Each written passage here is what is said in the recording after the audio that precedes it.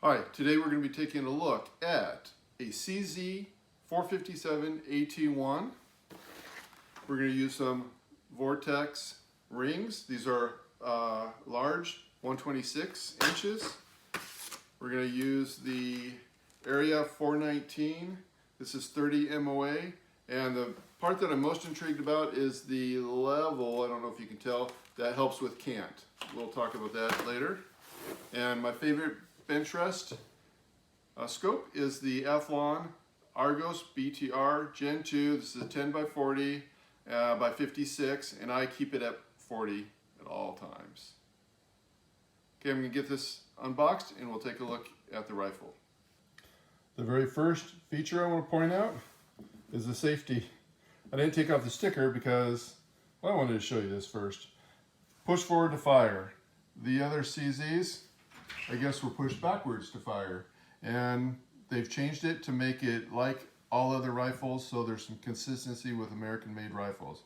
But they're very proud of this. They show it on all their new rifles, so I wanted to share that with you first. I'll do a quick flyby on this rifle, and then we'll go over the details. Adjustable comb and length of pull. Of course, adjustable trigger. I already mentioned the great new safety they're very proud of. This is the laminated stock. They call it a stable laminated stock. I hope it's stable. And 24-inch barrel is the way I chose, and it's also a heavy barrel. It's also suppressor ready. Okay, bolt and five round magazine. All right, the comb and the buttstock are both adjustable. As I see it, the comb, you're looking about 1 inch and 1/8. And the buttstock, CZ says it's between 12.5 and 14.25. It's adjustable. This is adjustable by pushing this down. And the buttstock, right here, I mean, you can, so it's kind of, I gotta tell you, you gotta use a little muscle. So my half-pound trigger pull fingers really have to work to kind of adjust this, but it is adjustable, as you can see. I don't know if I'm going to need to adjust it, so we'll just stick it in there for now. Okay, we're going to move on to the trigger. That is fully adjustable for both poundage, creep, and follow-through, I think they call it. We'll probably play around with, well, we'll definitely be playing around with that. I'll probably do a video with that later, and we'll see how to do that. We're going to be using a couple products from Wheeler. This is a trigger pull, so I can tell the trigger weight. I have a snap cap in here. Okay, I know I'm on fire. And remember I guess we'll cover this right now too. CZ is very proud of making this adjustment where fire is forward, safety is back. I guess in Europe they do it opposite. Well, new with the 457s, forward is fire. And that feels good and strong. That's nice. Let's go ahead and see what we have here. Oop. And back here, you know, this kind of sticks out. Can you see that on video? Yeah. So you can kind of pay attention to that when we pull the trigger, see what happens. Okay, the little red dot came out. I hope you saw that. Okay, that's 3 pounds, 3.4 ounces. That's actually I did a couple other pulls earlier. Okay. And that last one was kind of heavier than I've seen in the past. Okay, that's the lightest one I've seen.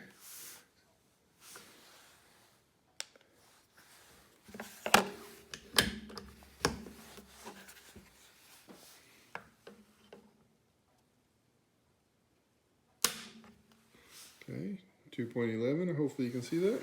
Or that's 2 pounds, 11 ounces.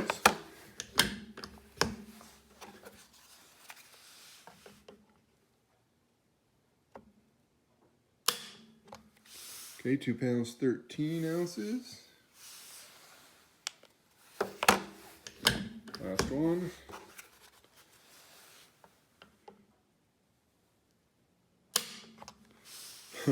Interesting. 3 pounds, 2.8 ounces. So we had an average, oh, let's enter that in. So out of 5 poles, we're at 2 pounds, 14 ounces. That will be adjusted. I mean, my goal, let's feel that, see what it actually feels like here. So there's a little bit of play. Can you see that on video? I'm playing around with that a little bit.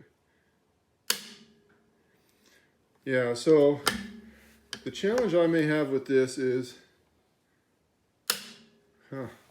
actually the trigger feels good, I suppose, as far as the poundage goes.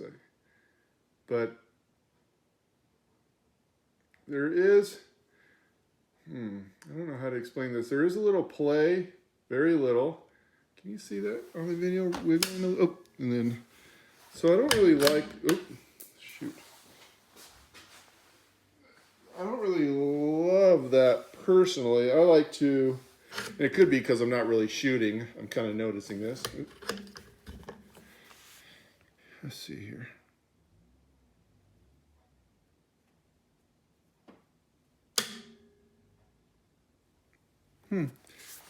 There is a little bit of squishiness, I'll call it, before the firing pin actually breaks, but we'll see how it shoots. Okay, the moment I've been waiting for. Let's get this sticker out of here.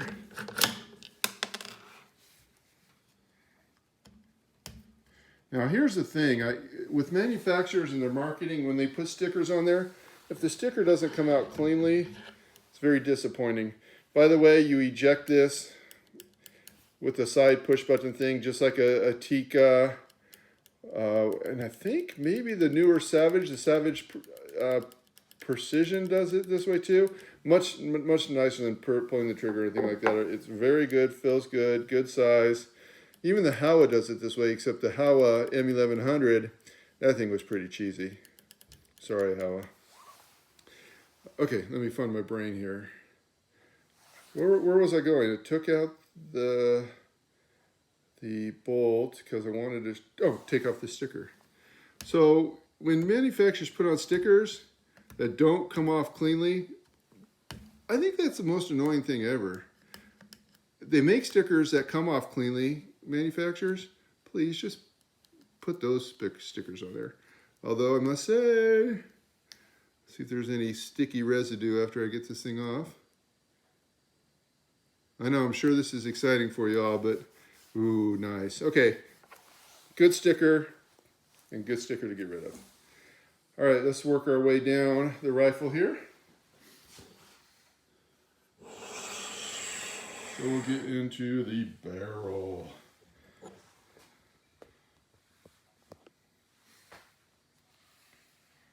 Sorry, I'm not doing this any better, but with my hands. So it's a 24-inch long barrel. I wanted the longer barrel, although I will say, after doing some reading, some people say shorter barrels are more accurate, but they also said if it's like a pencil barrel. This is a thicker barrel, so I think they were talking about it being more rigid.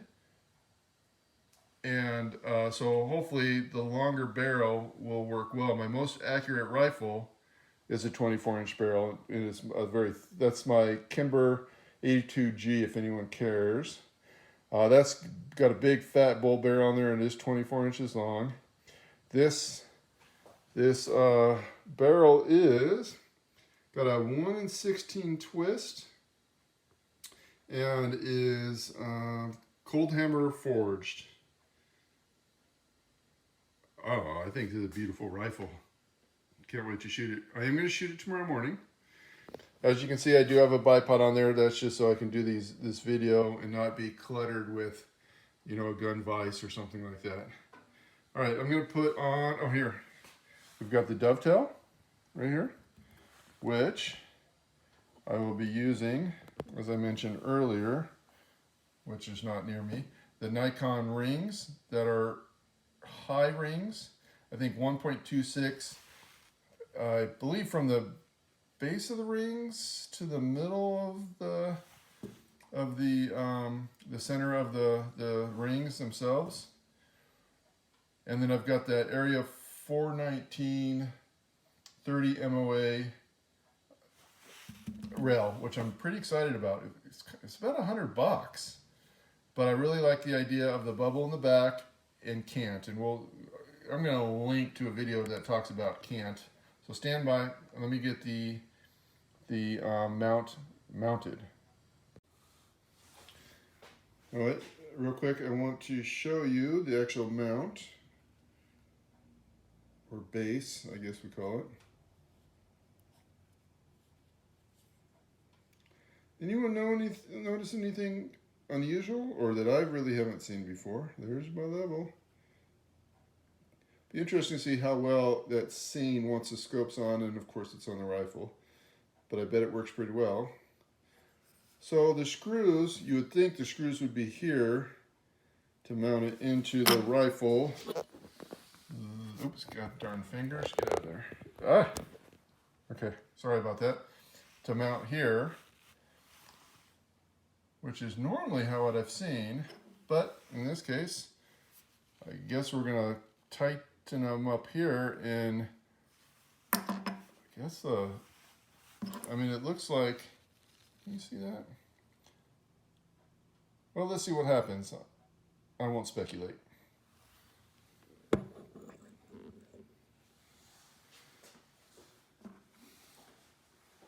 And because this is slightly different, let's go ahead. I'll do this while I'm on video. Typically I want to do that, but let's see here.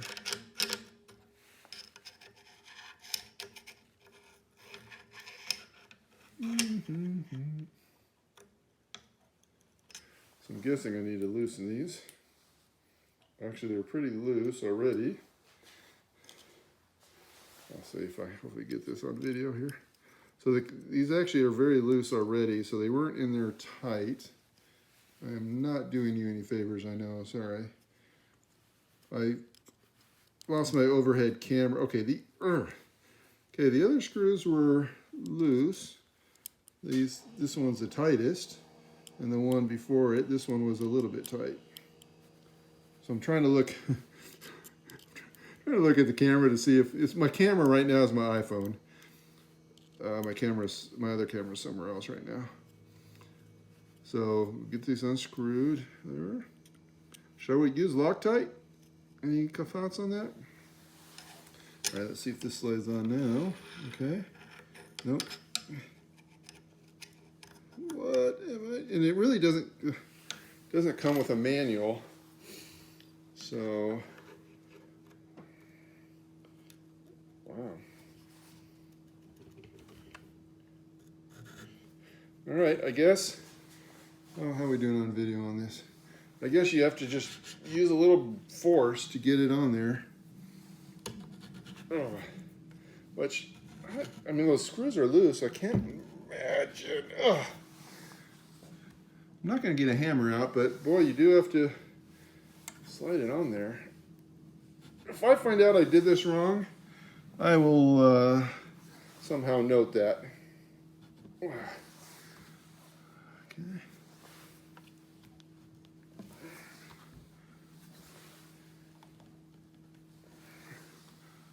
How are we looking?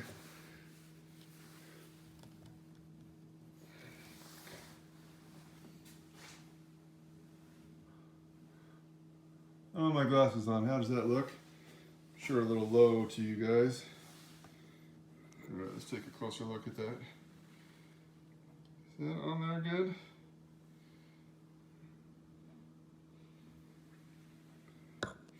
I hope I did that right. Like I said, there was no real manual. In fact, we'll take a look at that here shortly. This is what I got. So, yeah. Thanks, area, what is it, 419. I mean, I could see if it wasn't so hard to get on there. I mean, I kind of like the fact it was hard to get on there, to be honest. You'd kind of like to think it was made to be snug. I mean, I'm going to be using this as a precision rifle, so maybe the fact that it was so snug is a good thing.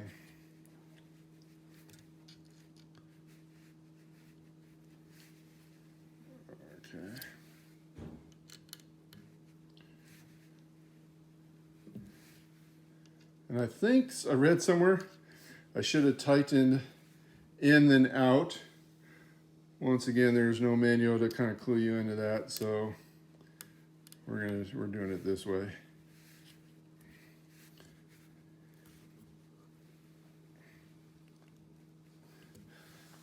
Okay, and I'll tighten it later with my torque wrench. Of course, I have no idea what torque I should be setting it to.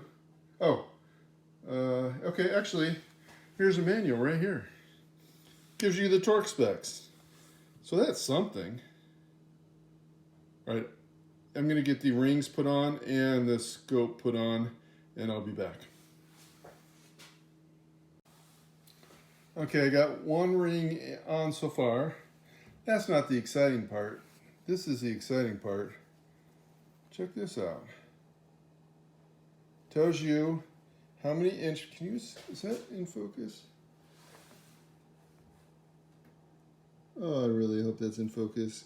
But it tells you how many inch-pounds to do to the base, and then also for the scope.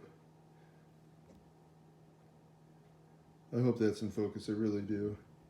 If not, I'll take a picture of it and overwrite whatever it is on the video. But that's pretty cool. I mean, before I really realized, you know, how important this was, tightening these were, man, I just tightened them like crazy, and I can't tell you how many screws I broke. These screws right here, they're not very strong, because they don't need to be, because you're not tightening them very hard. So please be aware of that. All right. Remember, there's two products from Miller I said I was going to use.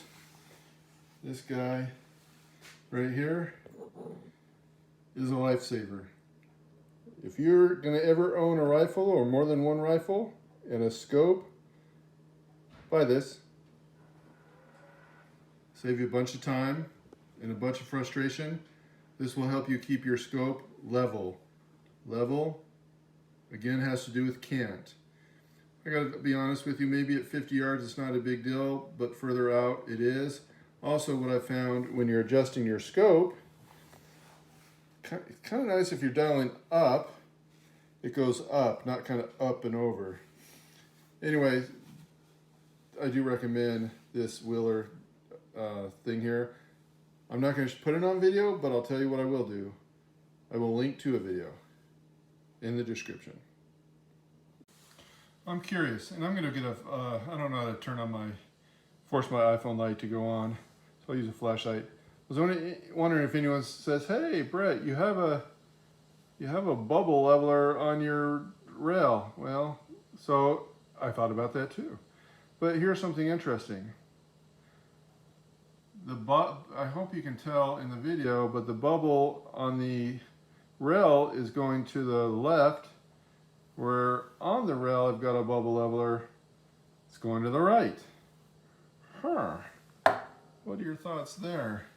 Let me try to watch a video and move this at the same time. That's not so easy. Okay, and that's on the ring. Not any better. But here's something else. I don't think I could do this all at once.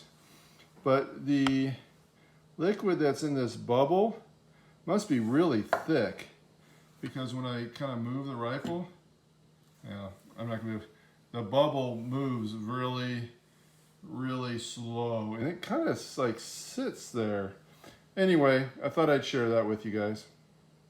All right, here I am chiming in again. I think I'm gonna have to get my rifle, what do they call that, weiss? Anyway, so I tried to find another flat surface so I can see what's telling me the truth. So I took out the comb, see, right here, and put it on the stock, or put the leveler on the stock. Okay, so kind of get a gist of where that's at. Then I'm going to put it, actually we're going to put it here. All right, that's about the same. So that took, you know, something, and now it's happy. Oh, now look at this. So as I said earlier with this bubble thing, look at, now it's over there, which kind of, it's kind of hard to tell.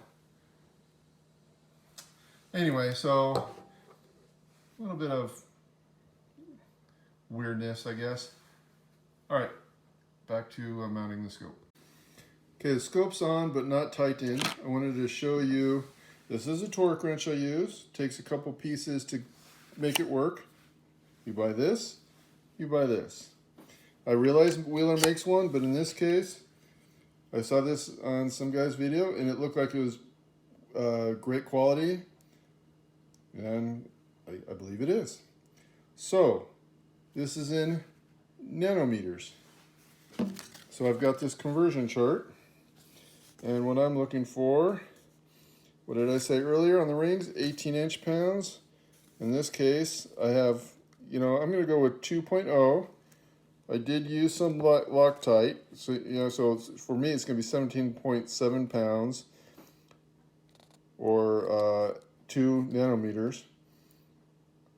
The other choice I can go 18.6, but since I have Loctite in there, I'm going to go ahead and tighten it to the 17.7 pounds. Now, one thing I wanted to also mention on the tightening of the rings is if you go too tight, not only, as I mentioned earlier, can you break the actual screws, but also you can screw up the innards so they don't work right. I did have a friend who went too tight, and it was so tight his windage and elevation didn't work correctly, and he ended up calling the manufacturer. The manufacturer mentioned to him, did you, how tight did you, screw down your screws? And of course he didn't even measure them. And so it turned out all you had to do is loosen the screws, and it all worked out. As I mentioned earlier, these are high rings. And so there's quite a bit of gap right here, which I don't know if that's important. It's always been taught you get this as low to the target as possible, but I've also heard in some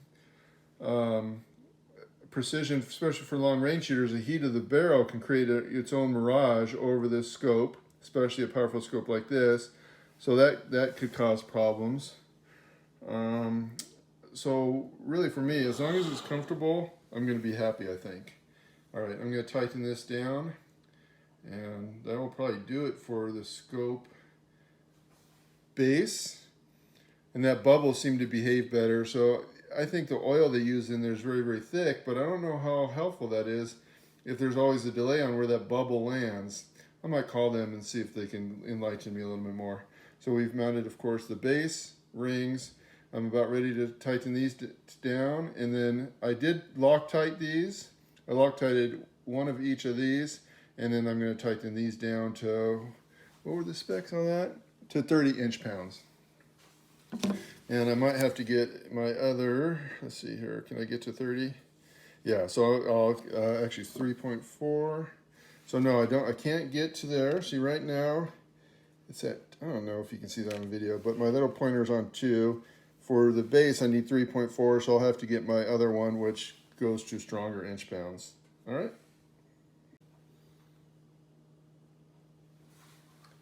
All right, I feel like someone's going to ask, at least I'd ask, so is it free floating? Let's see if President Lincoln can make it through here.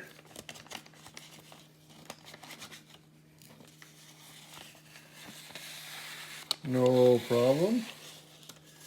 There we go.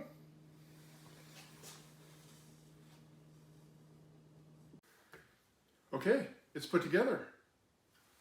What do you think? It's beauty. Tomorrow morning, be taking this target to 0, and once zeroed, I'll start using this ammo, the SK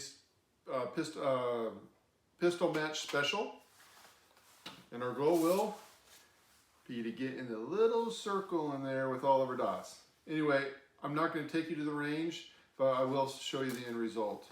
Thank you very much. Well, actually, I'll just see you in a blink of an eye.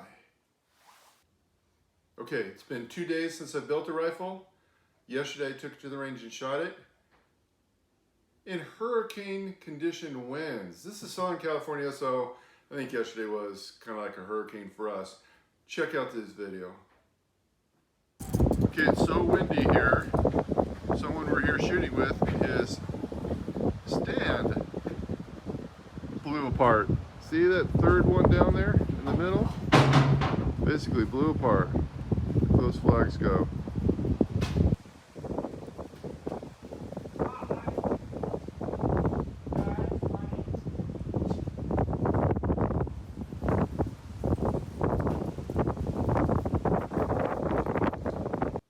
Crazy conditions for us.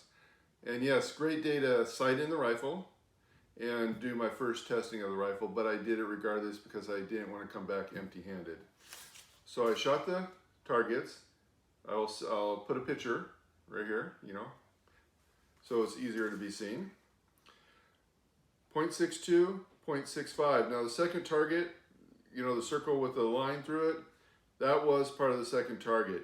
I don't know what caused it to go over there, maybe a gust of wind, who knows. And then the third target, check out the vertical distance. That's actually about 0.10 inches there. If the rifle could have grouped like that, and remember the wind, I think this could have been a great target. So, I felt like I was going to say something. Don't remember what I was going to say, but I will tell you this. Saturday, a couple days from now, I'll be taking this to the range and I'm actually going to shoot it in an ARA competition. Okay, ARA, these are the targets that we use. It's bench rest and it's a blast. I love the people. Hello, shout out to Escondido and Open Grove or Oxnard. It's great shooting with you guys, but right here is the target that we shoot. One day I'll do a video more specifically on this, but this is a factory target. They have an unlimited, teeny weeny little targets, and unlimited, I always kind of look at it as unlimited money. On the factory shoot, you can spend less money and you have to use a two-piece rest. It's just, actually makes it more difficult, but it gets it where people can get into the sport at a decent amount of money. Anyway, I like this rifle. I will be doing probably some 5-round groups. You guys, it may be crazy doing that with the lack of ammo and the price of ammo and everything else, but you know what? I enjoy it. And what else do I want to say? God bless. Very important that you like this video, that you subscribe, and you ring that bell. That really helps me out. Thank you all. Good night.